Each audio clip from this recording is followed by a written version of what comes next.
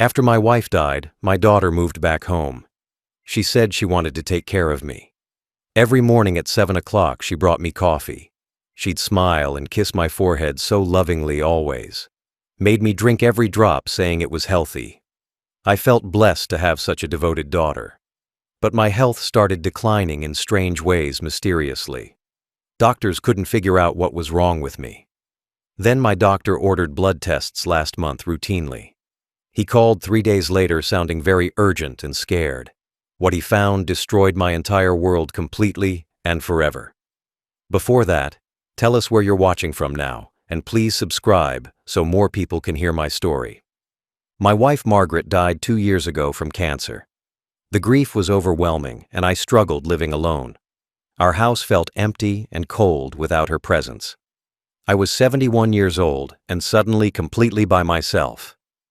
The loneliness was crushing me every single day, endlessly. My daughter Sarah lived across the country with her life. She had a job and friends in California far away. We talked on the phone maybe once a month. Our relationship was fine, but not particularly close, honestly. She'd always been more focused on her own life. About a month after Margaret died, Sarah called me. Said she'd been thinking about me living alone now. That she was worried about my well-being and health concerns. Asked if she could move back home to help. Said she wanted to take care of her aging father. I was surprised, but grateful for her offer immediately then. Having family close would help with the terrible loneliness. Sarah quit her job and moved back within 2 weeks. Brought all her belongings back to her childhood home. Said she wanted to dedicate time to helping me. Sarah settled into her old bedroom upstairs in the house. Started cooking meals and doing housework for both of us. Took over grocery shopping and errands I'd been struggling with. Her presence made the house feel less empty than before. I felt blessed to have such a devoted daughter. Every morning at exactly 7 o'clock sharp, Sarah appeared. She'd knock on my bedroom door carrying a cup of coffee. Would come in smiling warmly and set it on nightstand. Her morning ritual became something I looked forward to daily. She'd lean down and kiss my forehead so tenderly always. The gesture reminded me of when she was young, when I'd tuck her into bed as a child. Now she was caring for me the same way. The role reversal felt natural and loving between us. Sarah would say the same thing every single morning consistently. Told me to drink the coffee while it was hot. Said she'd added my supplements to save me trouble. That everything I needed was in that one cup. Made it easy for me to take my vitamins. She'd stand there watching me drink the entire cup down. Would encourage me to finish every last drop completely. Said it was important for my health and well-being. That the supplements needed to be taken regularly every day. Her insistence seemed caring and thoughtful to me then. After I finished, she'd take the empty cup away. Would pat my shoulder and tell me to rest. Said she'd bring breakfast up in an hour or so. Then she'd leave my room, closing the door behind her. This routine happened every morning without fail for months. I appreciated Sarah's care and attention to my health. The supplements she added were supposedly for my heart. Also, vitamins for my bones and joints, she explained. Everything an aging man needed to stay healthy longer. Her knowledge about health impressed me greatly back then. The coffee always tasted slightly bitter, but I didn't mind. Thought maybe it was the supplements changing the flavor. Sarah said that was normal for the vitamins added. That I'd get used to the taste over time, so I drank it every day without complaint. Sometimes I'd try to skip the morning coffee routine. Would tell Sarah I wasn't feeling well that day, but she'd insist I needed it for my health. Would stand there until I drank the entire cup. Her persistence seemed like love and concern for me. She'd get upset if I didn't finish it all.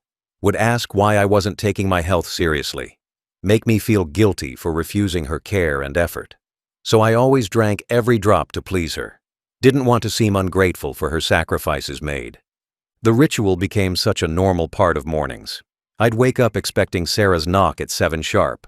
The coffee and her smile were constant and reliable. Her devotion to my well-being felt like a blessing. I thanked God daily for such a caring daughter. Never questioned why she was so insistent about it. Never wondered why she watched me drink it completely. Never thought there could be anything wrong with it. Just accepted her care as genuine love and concern. A father trusting his daughter with his very life. Looking back now, I realize how calculated it was. how every gesture was carefully planned and executed perfectly. But at the time, I saw only love there. Saw only a devoted daughter caring for aging father. Had no idea what was really in that coffee. About 3 months after Sarah moved back in, something changed. Started noticing weakness in my legs when walking around. Would feel unsteady on my feet for no reason. Thought maybe I was just getting older and weaker. Aging does that to people, I told myself then. The weakness in my legs kept getting progressively worse. Had trouble standing up from chairs without using arms. Walking upstairs became exhausting and difficult for me. My legs felt heavy, like they weighed a ton. The fatigue was constant and wouldn't go away ever. Then my hands started having problems with fine movements. Couldn't button my shirts easily anymore like before always. Dropped things frequently because my grip was weak suddenly. Writing became shaky and difficult to read after finishing. These changes worried me, but I didn't know why. My balance started becoming unpredictable and concerning to me. Would feel dizzy standing up too quickly from sitting. Sometimes felt like the room was spinning around me. Had to hold onto walls when walking through house. Fell twice in the bathroom, which scared me badly. Sarah noticed my declining health and seemed very concerned. Would ask how I was feeling every single day. Suggested I see doctors about these new symptoms appearing. Made appointments for me with various specialists in town. Her concern seemed genuine and caring to me then. Went to see a neurologist first for the symptoms. He ran basic tests checking my reflexes and strength. Did some cognitive tests to check my brain function. Said my symptoms could be many different things possibly. Wanted to run more extensive tests to figure out. The neurologist tested me for multiple sclerosis first carefully. Did an MRI of my brain and spinal cord. Results came back showing nothing abnormal or concerning there. So MS was ruled out as a potential diagnosis, but my symptoms continued getting worse despite that news. Next, they tested me for Parkinson's disease as possibility.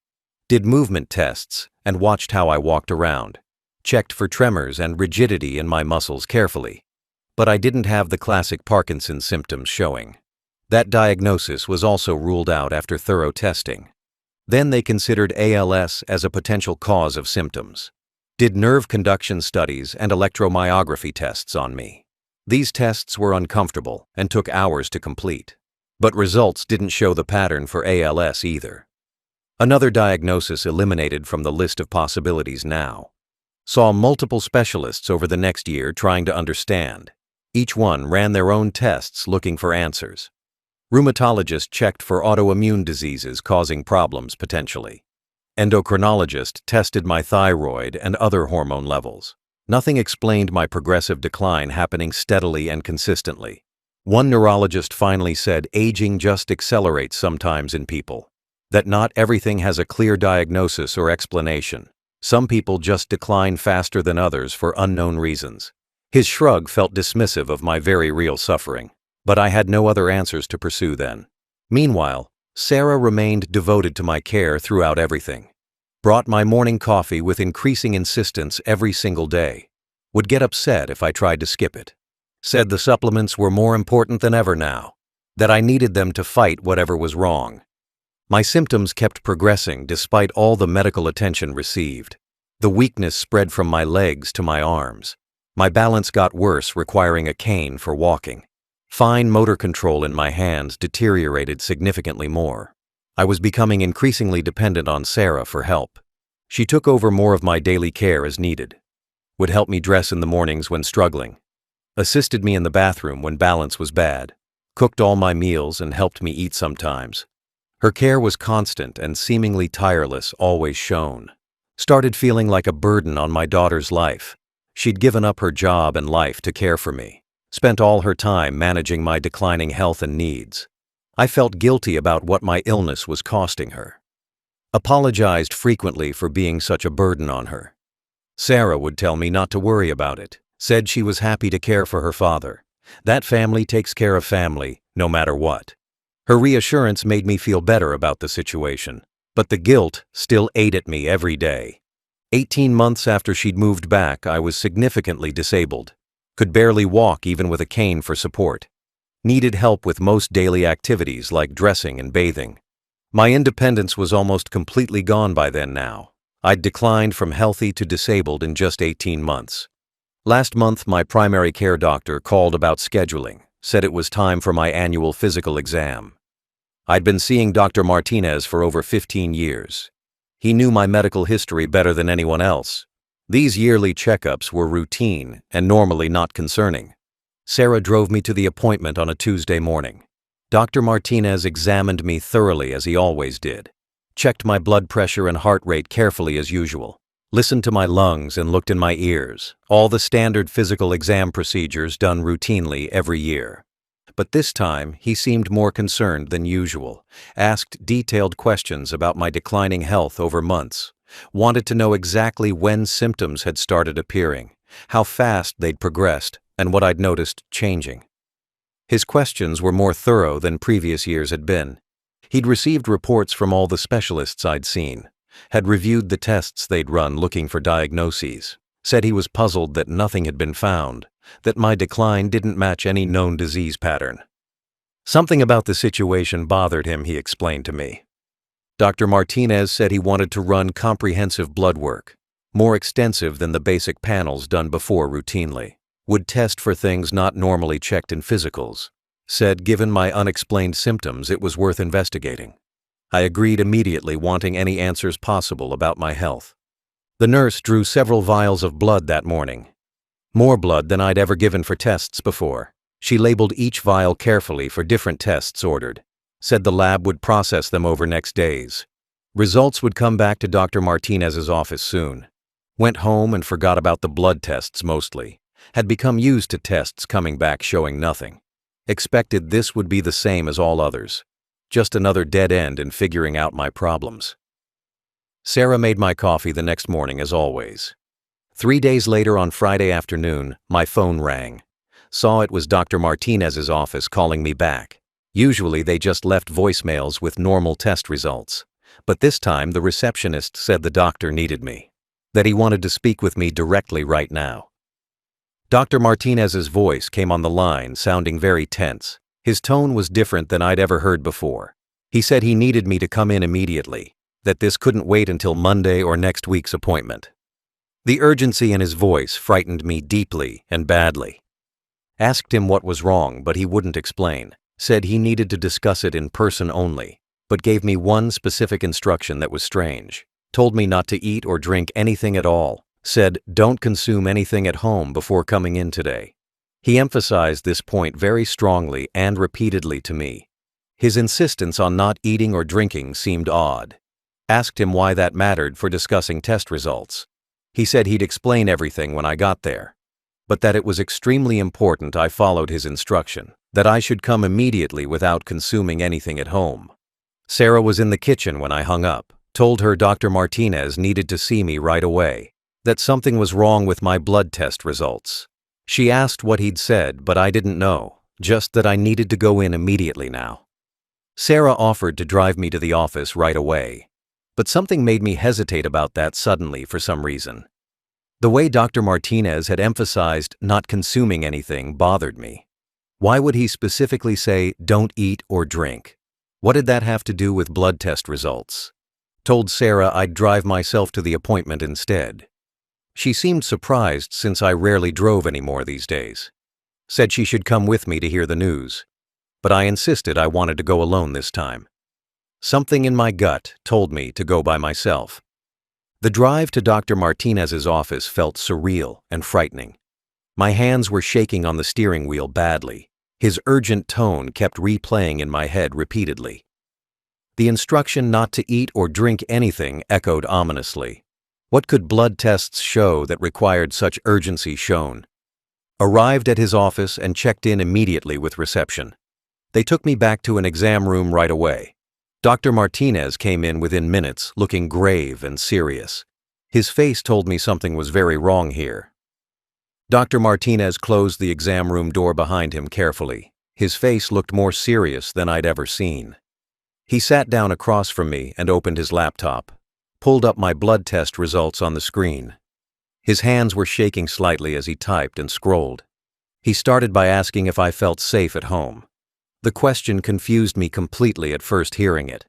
Asked him what he meant by that strange question. He said he needed to know before showing me results, that my answer was important for what came next. Told him yes, I felt safe at home, obviously. I lived with my daughter who took care of me. She was devoted to my well-being and health always. Why would I not feel safe in my house? His question made no sense to me at all. Dr. Martinez took a deep breath before continuing his explanation. Said the blood tests had revealed something extremely concerning found. Something that explained all my symptoms perfectly, he said clearly. But the explanation was worse than any disease diagnosis. His words were making my heart race with fear. He turned the laptop screen toward me, showing numbers, pointed to one specific test result highlighted in red, said this was a test for heavy metals poisoning. My levels were dangerously elevated far beyond normal ranges. The concentration was life-threatening, he explained to me carefully now. Asked him what heavy metal he was talking about. He said the tests showed extremely high thallium levels. That thallium was a toxic metal not found naturally. That these levels indicated chronic exposure over many months, possibly even a year or more of consistent exposure. This wasn't accidental contamination, he said very clearly to me. My mind struggled to understand what he was saying. How would I be exposed to thallium for months? I didn't work with chemicals or industrial materials ever. Lived a simple, quiet life at home with Sarah. There was no source of thallium exposure I knew about. Dr. Martinez's next words made my blood run completely cold. He said someone was poisoning me systematically and deliberately. That thallium doesn't appear in blood by accident ever. Someone had been giving it to me regularly, intentionally. The levels suggested careful, calculated dosing over extended time consistently. I laughed nervously, thinking he must be joking somehow. Nobody would poison me, why would they do that? I was just an old man living with daughter. This had to be a mistake or contamination error. Asked him to retest because results were clearly wrong.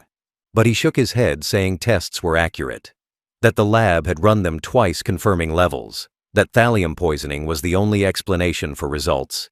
And it explained all my symptoms perfectly, he emphasized. Everything I'd been experiencing matched thallium poisoning exactly in pattern. He started listing symptoms as he spoke to me. Progressive muscle weakness, starting in legs, spreading to arms. Loss of fine motor control in hands causing dropping. Balance problems and dizziness from neurological damage occurring slowly. All classic signs of chronic thallium poisoning, he explained clearly.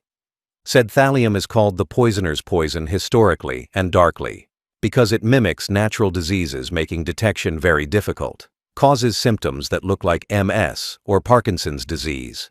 Doctors don't test for it unless specifically looking. Most victims die before anyone realizes they're being poisoned. The neurological damage happens slowly over many months, progressively. Victim gets weaker and sicker gradually over time passing. Looks like natural aging or degenerative disease to observers. Nobody questions it because symptoms seem medically explainable always. Perfect murder weapon if dosed carefully and patiently over time.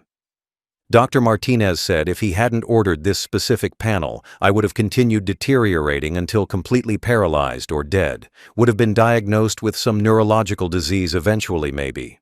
Nobody would have questioned an elderly man dying that way. The poisoning would never have been discovered at all. He asked again who had access to my food, who prepared what I ate and drank every day. The question hung in the air between us heavily. My mind immediately went to Sarah and her morning coffee.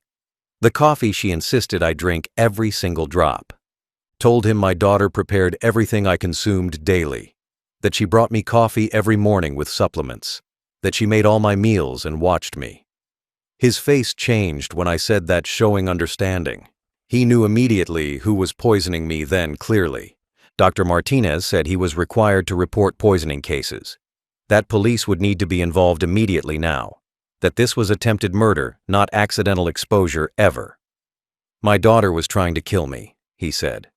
Dr. Martinez pulled up medical articles on his computer screen, showed me detailed information about thallium poisoning symptoms and effects. Everything described matched what I'd been experiencing perfectly and exactly. The correlation was undeniable and terrifying to see laid out. He explained thallium attacks the nervous system very specifically. Causes peripheral neuropathy, which means nerve damage in extremities. That's why my legs had been weak first. Why my hands lost fine motor control later on. The poison was destroying my nerves systematically from outside inward. The muscle weakness I'd experienced was classic thallium symptom. Progressive deterioration starting in lower body, spreading upward over time. Victims lose ability to walk, then use arms properly. Eventually, breathing muscles can be affected, causing respiratory failure. Death comes slowly through complete paralysis of everything important. My balance problems made perfect sense now, he explained. Thallium damages the part of brain controlling coordination, causes dizziness and vertigo that comes and goes, makes victims fall and lose spatial awareness of surroundings. I'd fallen twice in recent months from this damage. The timeline of my symptoms matched poisoning perfectly, he said. Started about 3 months after Sarah moved back in. Progressed steadily worse over the following 18 months total.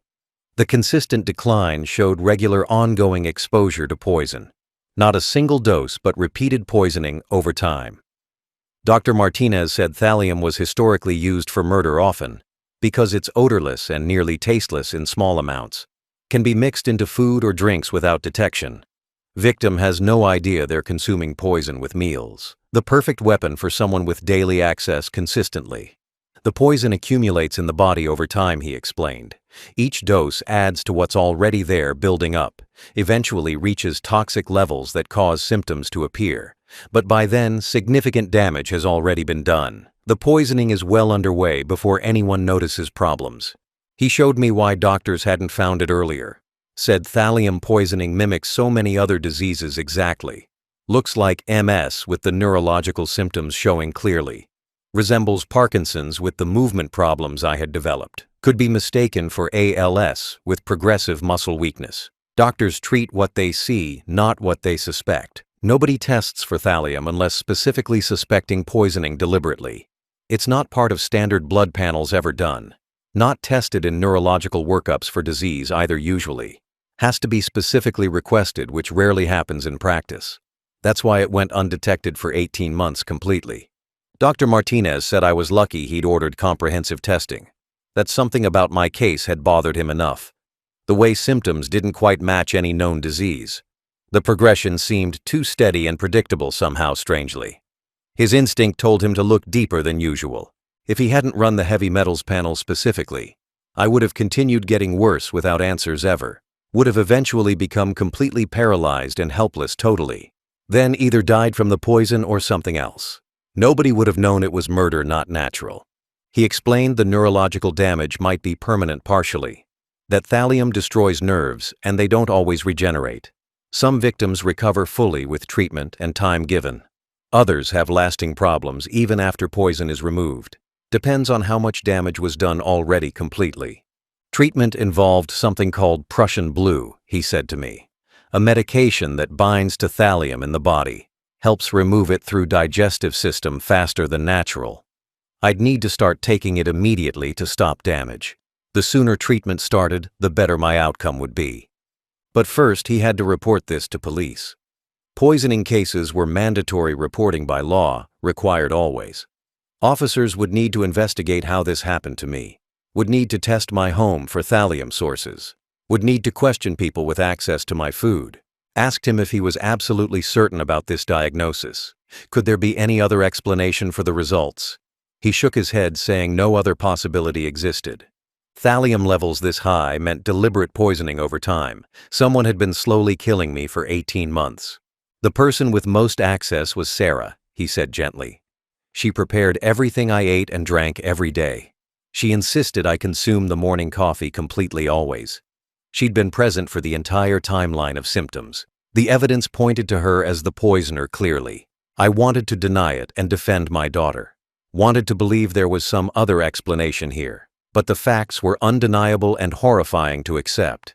My daughter had been poisoning me systematically and patiently. The coffee with the smile was killing me slowly. Dr. Martinez looked at me with sympathy and concern showing. Asked me directly who prepared my food every single day, who had the most access to what I consumed. The question felt like a knife cutting through my denial. I knew the answer, but didn't want to say it. Tried to think of other possibilities besides Sarah somehow. Maybe the water supply was contaminated with thallium accidentally. Maybe food from the grocery store had been poisoned. Any explanation other than my daughter doing this deliberately. My mind searched desperately for alternatives that made sense. But Dr. Martinez pressed me for a direct answer now. Said time was critical and we needed to act. That whoever was poisoning me was still doing it. That I was in immediate danger every day passing. His urgency forced me to face the terrible truth. Told him my daughter Sarah prepared everything I ate, that she brought me coffee every morning at 7, that she made all my meals and watched me, that she insisted I consume everything she gave me. The words felt like betrayal saying them out loud. Dr. Martinez nodded like he'd expected that answer from me.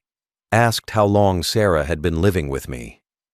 I said about 2 years since my wife died. He asked when my symptoms started appearing clearly first. I realized it was 3 months after she'd moved in. The timing was too perfect to be coincidental, he said. Symptoms starting shortly after she arrived and had access. Progressive worsening over 18 months of her care shown. The correlation was impossible to ignore or explain away. Sarah had been poisoning me since she moved back. Asked why my daughter would do this to me. What possible reason could she have for poisoning her father? Dr. Martinez said money was usually the motive in cases. Asked if I had significant assets or life insurance. His question made my stomach drop with realization suddenly. I had a substantial estate worth over $2 million. House was paid off and worth considerable amount alone. Had retirement savings and investment accounts built over lifetime. Life insurance policy that would pay out at death. Sarah was my only child and sole beneficiary completely. Dr. Martinez said that was likely the motive then, clearly. That Sarah stood to inherit everything when I died. Slow poisoning would look like natural decline from age. Nobody would question an elderly man dying from illness. She'd inherit millions, and nobody would suspect murder ever. The realization hit me like a physical blow hard. My daughter had moved back home to kill me. Every smile and kiss had been calculated lies. The coffee she brought with love was poison administered. She'd been waiting patiently for me to die slowly. 18 months of pretending to care while murdering me. Started crying sitting in that exam room uncontrollably now. The daughter I'd raised and loved was trying to kill me for money. The child I'd devoted my life to was murdering me slowly and deliberately. Everything I'd believed about our relationship was a lie. She'd never loved me, just wanted my money gone. Dr. Martinez gave me time to process the devastating truth, handed me tissues and waited patiently for me quietly. Said he understood this was incredibly painful to accept, but that we needed to act quickly now, that my life was still in danger every day. He was already pulling out forms for mandatory reporting, said he had to contact police immediately about this, that attempted murder required law enforcement involvement always by law, that they'd investigate and hopefully arrest Sarah soon quickly. His words made everything feel terrifyingly real suddenly and undeniably. Asked him what would happen to me now immediately. He said I couldn't go home where Sarah was. That returning there put me in immediate danger clearly. She'd continue poisoning me if given the chance to. I needed to stay somewhere safe until police acted. Dr. Martinez called the police from his office right then. Explained the situation to the dispatcher who answered call. Said he had a poisoning victim in his office. That the suspected poisoner lived with the victim currently, that immediate intervention was needed to protect my life today. Was told officers would arrive at the office shortly. That they'd take my statement and begin investigating immediately. That I should not return home or contact Sarah. That they'd handle everything from here forward now safely. My life had just become a police investigation suddenly. Sat in that exam room waiting for police to arrive. My daughter was trying to murder me for inheritance money. The morning coffee ritual had been slow execution administered. Everything I'd believed about Sarah was completely false forever. My own child wanted me dead for $2 million. 2 police officers arrived at Dr. Martinez's office within 30 minutes. Detective Rachel Morrison and Officer James Chen both introduced themselves. They listened as Dr. Martinez explained the thallium poisoning discovered. Their faces showed concern and anger about the situation clearly. Detective Morrison asked me detailed questions about my living situation. How long Sarah had lived with me at home. When my symptoms had started appearing exactly, I remembered what my daily routine looked like with her care. I answered everything honestly despite my pain and shock. She asked specifically about the morning coffee ritual described, what time Sarah brought it to me every day, whether she watched me drink it completely always, if I'd ever skipped it or refused it.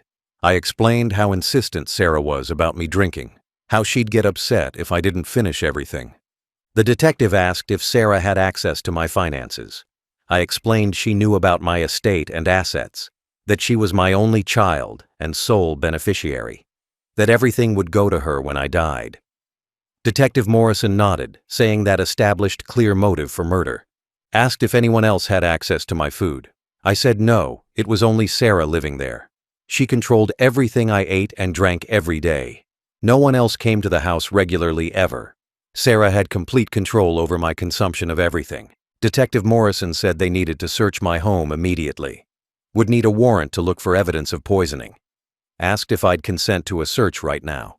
I agreed immediately, wanting the truth found no matter what. Signed a consent form allowing them full access today. The officers drove me to my house in their car, said I should wait outside while they searched inside, that Sarah might be home and they'd handle her, that I shouldn't interact with her at all now. The protection felt necessary, but also surreal and terrible. Sarah's car was in the driveway when we arrived there. She was home and had no idea what was coming. Detective Morrison called for backup before approaching the house door. Said poisoning suspects could be dangerous when confronted with evidence. More officers arrived within minutes to assist with everything. They knocked on the door, and Sarah answered, looking confused. Saw me in the police car, and her face changed.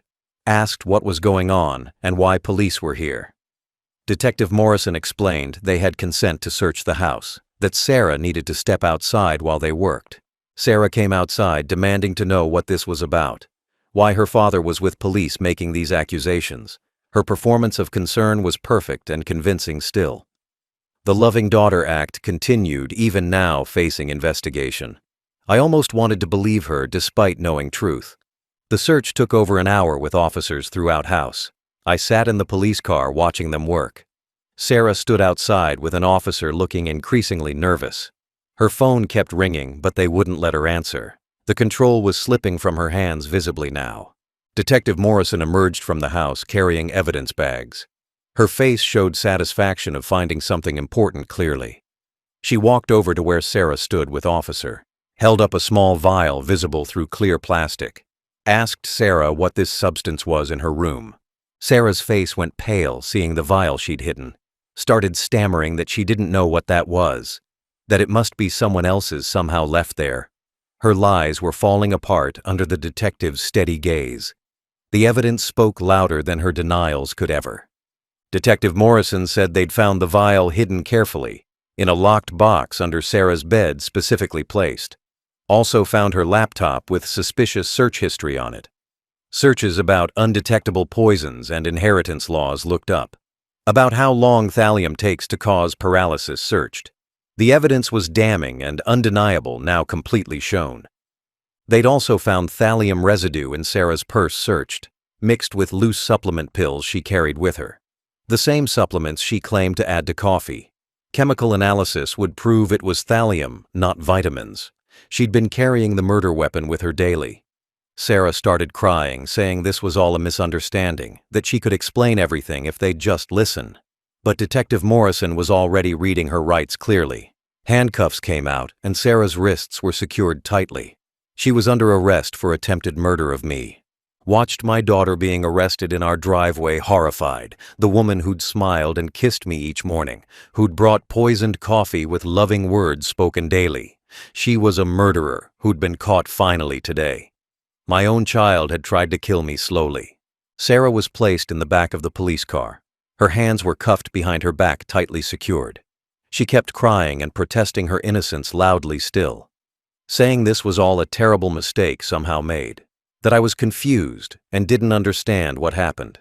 Her lies continued even facing overwhelming evidence against her. Detective Morrison came over to speak with me privately, said they'd found enough evidence to charge Sarah immediately. The thallium vial hidden in her room was damning.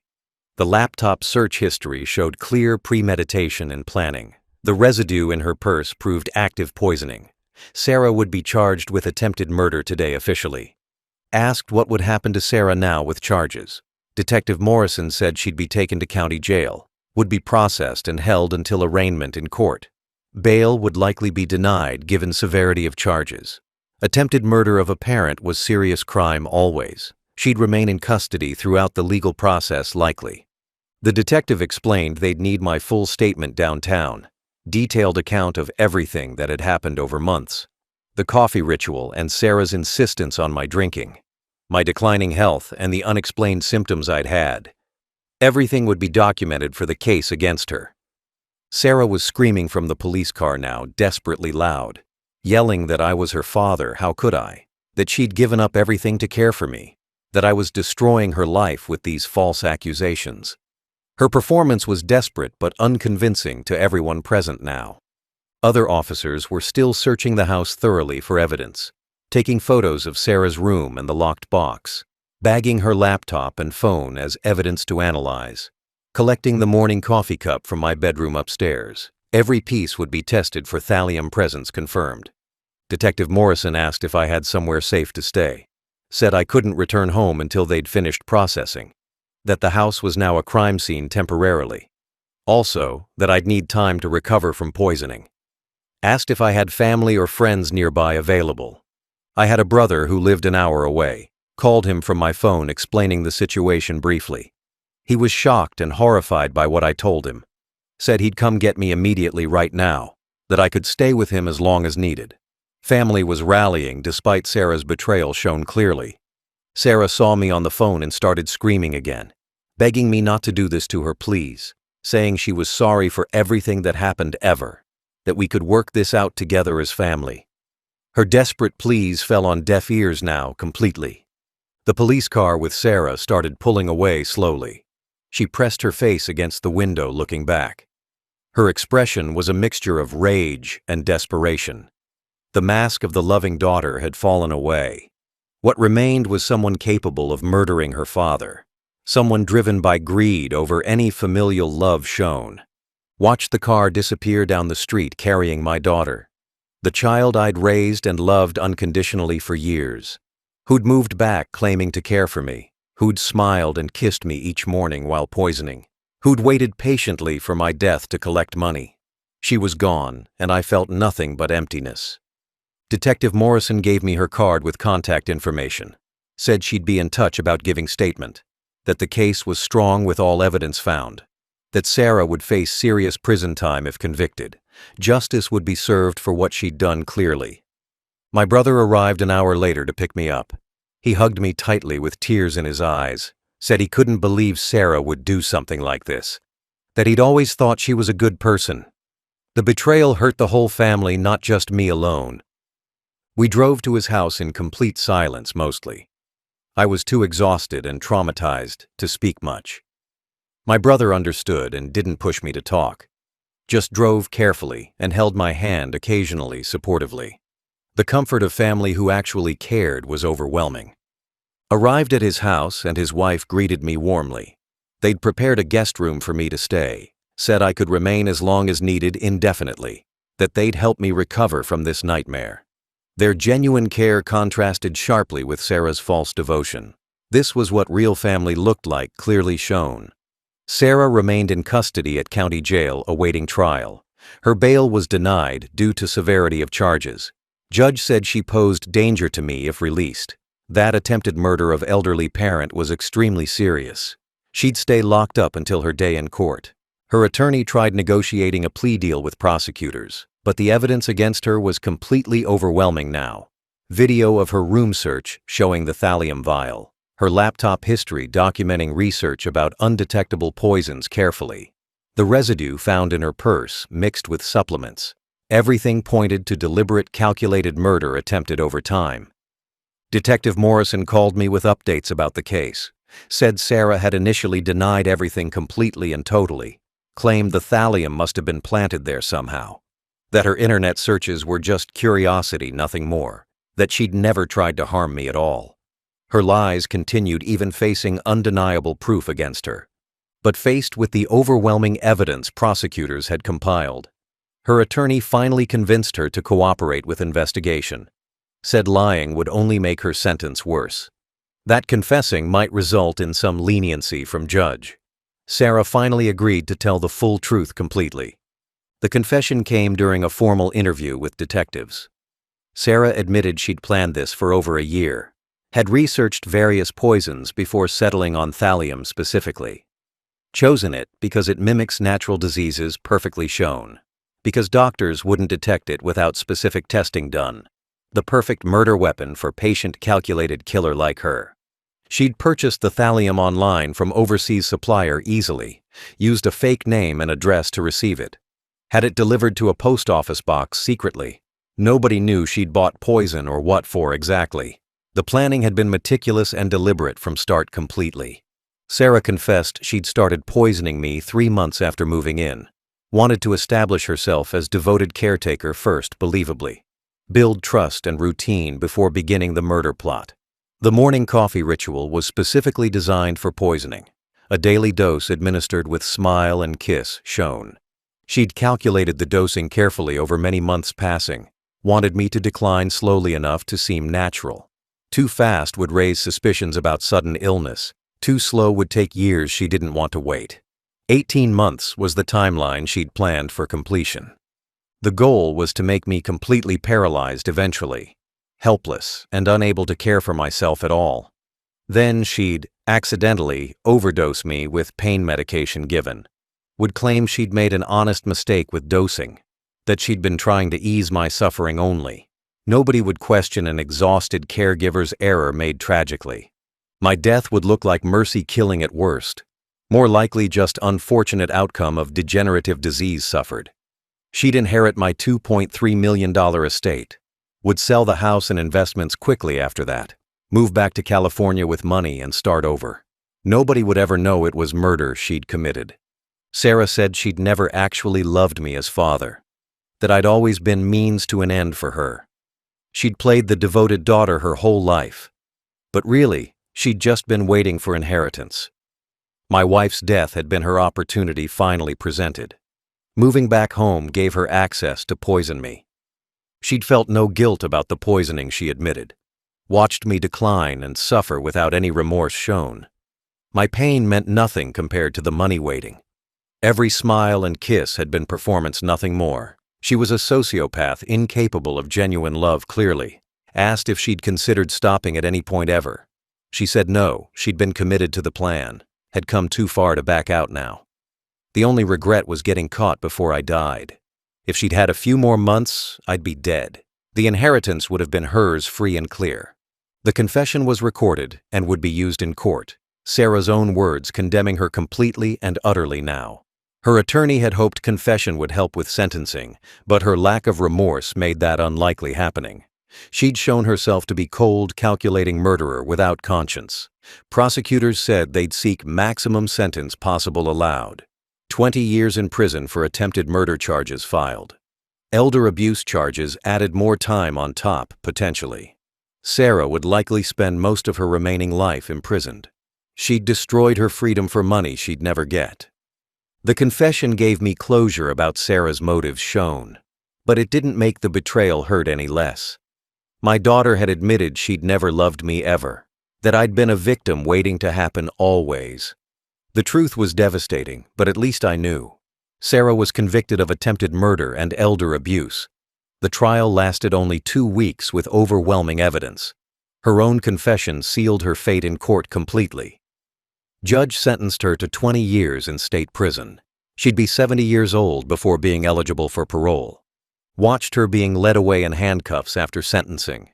She didn't look at me or show any emotion, just stared straight ahead with blank expression on face. The daughter I'd raised was gone if she'd ever existed. What remained was a stranger who'd tried murdering me.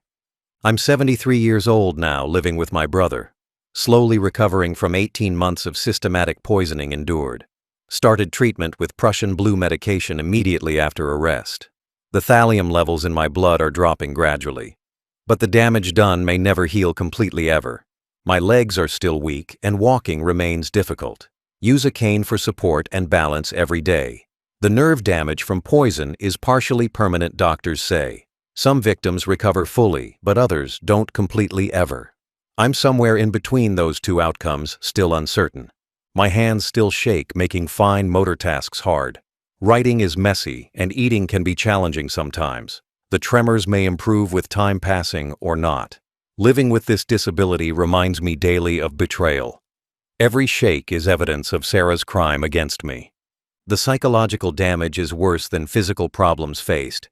Have trouble trusting anyone with food or drinks now. Make my own coffee every morning and watch it. Won't accept prepared food from anyone I don't know. The paranoia is exhausting, but necessary for feeling safe. Started seeing a therapist to work through the trauma. Talking about the betrayal and attempted murder regularly helps. She says what Sarah did was profound violation of trust. That recovering will take years of work and patience. Some days I feel okay, and others I'm devastated. The worst part is grieving the daughter I thought existed. Mourning someone who never was really there at all. The loving, devoted Sarah had been an act always. A mask hiding a murderer waiting for inheritance money. I'd loved a fiction and lost years to that lie. My estate remains intact since Sarah was convicted of crime. She's legally barred from inheriting anything from me now. Changed my will, leaving everything to my brother instead. He's proven himself trustworthy and caring through this nightmare. Real family who actually loves me, shown clearly through actions. Sarah sends letters from prison occasionally that I don't read. My brother screens my mail and throws them away. She has nothing to say that I want to hear. Her words would just be more manipulation and lies. I'm done listening to anything from her forever now.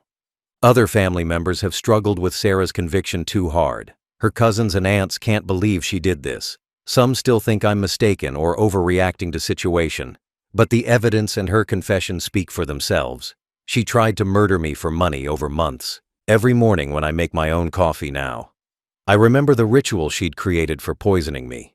The smile and kiss that accompanied each dose given. The insistence I drink every drop she'd demanded always. My morning coffee now represents freedom from her control. Wonder sometimes if she ever loved me at all, or if I was always just an obstacle to overcome, a source of future money she was waiting for. The relationship I'd believed we had was completely false, just a long con leading to attempted murder eventually. The knowledge that my own child wanted me dead hurts, more than the physical pain from poisoning ever could. The betrayal cuts deeper than any nerve damage sustained. Some wounds don't heal no matter how much time passes. I'm grateful to Dr. Martinez for ordering that blood test. His instinct saved my life from Sarah's plan completely.